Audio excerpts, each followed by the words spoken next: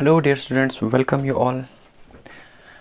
भाई हम लोग पढ़ रहे थे एक्सेलरेशन ड्यू टू ग्रेविटी के बारे में। ओके, तो क्या होता है एक्सेलरेशन ड्यू टू ग्रेविटी? शाबाश, बताओ। जब भी किसी ऑब्जेक्ट्स में क्या प्रोड्यूस हो जाएगी? एक्सेलरेशन। किसके कारण? ग्रेविटी के कारण। ओके, उससे हम कहते हैं एक्सेलरेशन ड्यू टू ग्रेविटी। और ये जो जी की वैल्यू होती है वो कितनी होती है? 9.8 होती है ना? ये आपने पढ़ा है पीछे। तो चलिए, आज का टॉपिक हमारे पास क्या है? Variation of g with height. मतलब क्या कि अगर हम जिस तरह से हमने रखा था अर्थ और उसके ऊपर एक ऑब्जेक्ट था, है ना, तो उस पर जो ग्रेविटी लग रही थी on the surface of the अर्थ, वो कितनी लग रही थी? शाबाश बोलो। वो लग रही थी G is equal to G M upon R का square. This is the maximum gravity on the surface of the earth. लेकिन हमें क्या पढ़ना है? हमें पढ़ना है कि हाइट में अगर किसी ऑब्जेक्ट को हम लेंगे तो जी में क्या चेंजिंग आ जाएगी? Variation of acceleration due to gravity with height. बात आई समझ? ये कहां पर लग रही है gravity? On the surface of the earth, है ना। जिस तरह से हमने यहां पर लिया एक अर्थ जिसका मास रखा मैंने m और इसका सेंटर से लेकर बाउंड्री तक रेडियस कितना है? Capital R। और यहां पर जो ग्रेविटी लग रही है ना, यहां पर देखो मैंने लिखा है यहां पर जी, यहां पर जो ग्रेविटी लग रही है वो इतना लग रही है G is equal to G M upon R square. What is this G? Gravitational constant. This is the mass of the earth, radius of the earth. लेकिन अगर हम जो ऑब्जेक्ट यहां पर था, अगर इसी ऑब्जेक्ट्स को हम इस हाइट पर ले जाएंगे, और कितना मैंने इसको हाइट पर लिया है? एट ए हाइट h, तो देखेंगे हम यहां पर एक्सेलरेशन ड्यू टू ग्रेविटी की वैल्यू क्या होगी? इससे कम होगी या इससे ज्यादा होगी?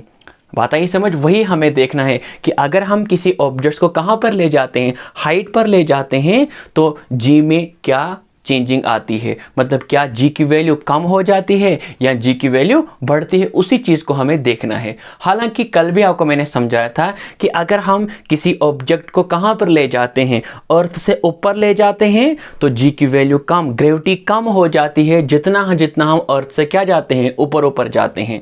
तो बात आई समझ? उसी चीज को हमें क्या करना है? प्रूव करना है। चले हम इस टॉपिक पे। तो दिस इज द जी, और ये जी कहां पर है? Maximum on the surface of the अर्थ। अब मैंने क्या किया? अब मैंने ऑब्जेक्ट्स को कहां पर लिया? At a height h।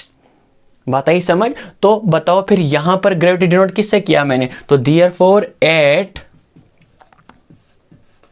Some height h G dash, मतलब acceleration due to gravity at a height h, वो कितना होगा? फिर से वही जी, है ना, gravitation constant, mass of the earth upon radius. अब बताओ मुझे, अर्थ के सेंटर से लेकर यहां तक कितना रेडियस है? यहां तक तो आर है, समझना बात को आराम से। यहां तक तो आर है और यहां से यहां कितना है? एच। तो सेंटर से लेकर यहां तक कितना बन गया टोटल? आर प्लस एच लिख सकता हूं मैं। तो यहां पर है आर प्लस एच का होल स्क्वायर, क्योंकि आर का स्क्वायर होता है ना, रेडियस का स्क्वायर होता है ना। हाँ, तो यहां पर क्यों लिखा मैंने आर प्लस? समझ में आ गया? यस।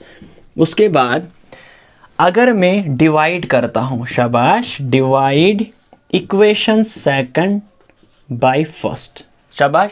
तो सेकंड को फर्स्ट से डिवाइड करना है, तो मैं लिखूंगा पहले जी डैश, सेकंड इक्वेशन डिवाइड करूंगा मैं जी, एलएचएस को एलएचएस के साथ डिवाइड करो, अपॉन, शाबाश बोलो, G M upon R plus H का होल स्क्वायर डिवाइडेड बाय, बोलो, जी एम अपॉन आर का स्क्वायर। यही बनेगा ना?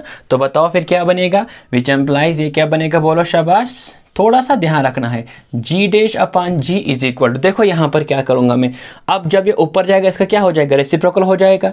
तो ये बनेगा G M upon R plus H का होल स्क्वायर मल्टीपल, जब ऊपर जाएगा इसका क्या हो जाएगा? रेसिप्रोकल हो जाएगा। ये बने आर का square upon G M. This G M get cancel. तो यहां पर क्या बनेगा? बोलो शाबाश। यहां पर बनेगा अब G dash upon G is equal to क्या बच गया? बोलो, यहां पर बच गया R square upon R plus H का होल स्क्वायर। इतना ही बचता है। तो बताओ अब मैं क्या करूंगा? विच एम्प्लाइज, ये बनेगा जी डैश कहां पर है? ग्रेविटी इस पॉइंट पर, और जी कहां पर है? On the surface of the earth. Okay, is equal to, सुनो इधर, देखो यहाँ पर है आर स्क्वायर, तो मैंने लिखा आर स्क्वायर।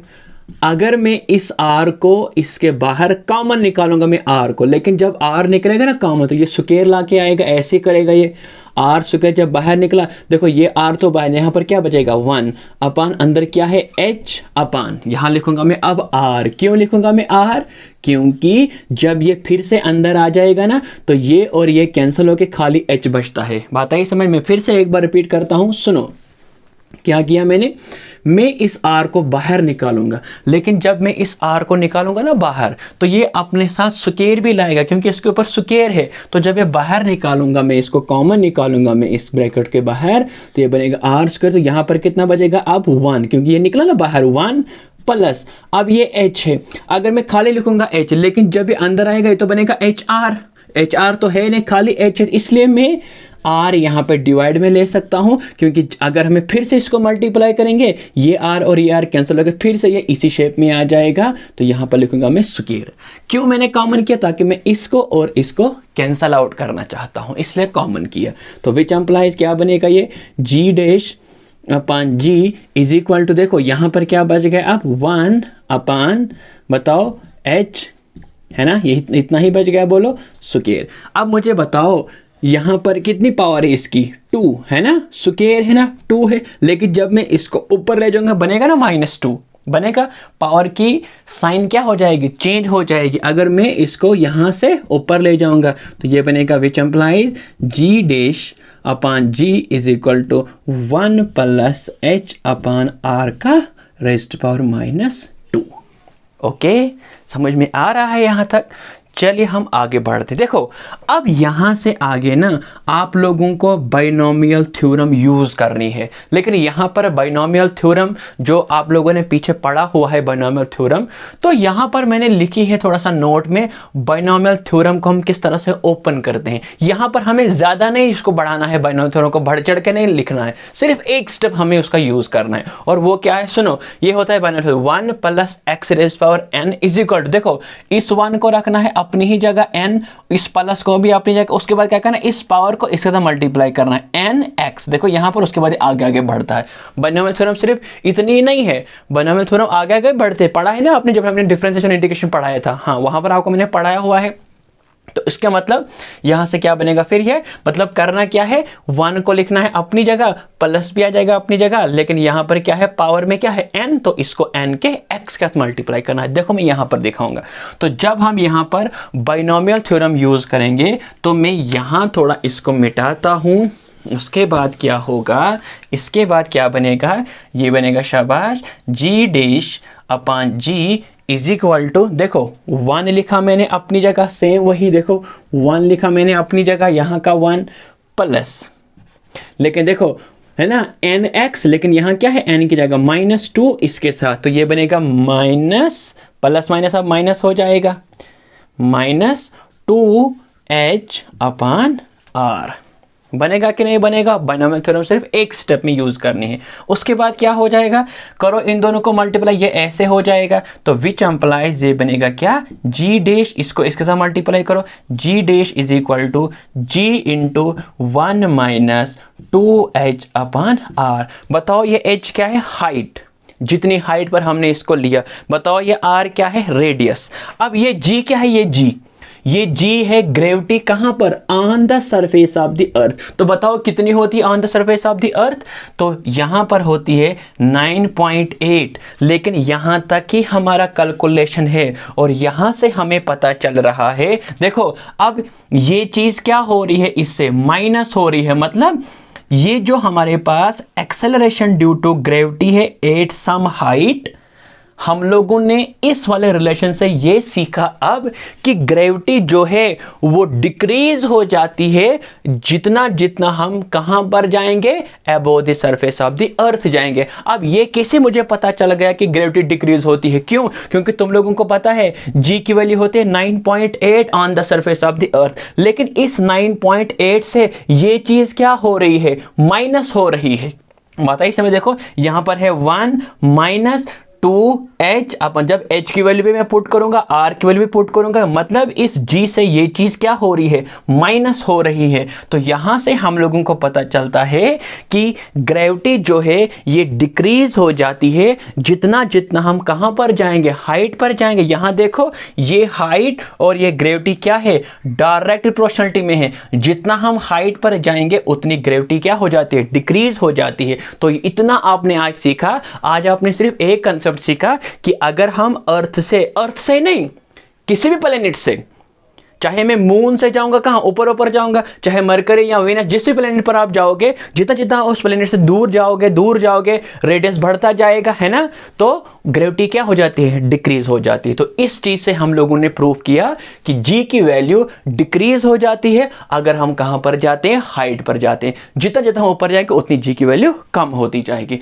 तो ये कंसेप्ट आपको याद रखना है कि ग्रेविटी डिक्रीज हो जाती है अगर हम कहां पर जाते हैं, हाइट पर जाते हैं। ओके, इस बात को नोट रखेगा।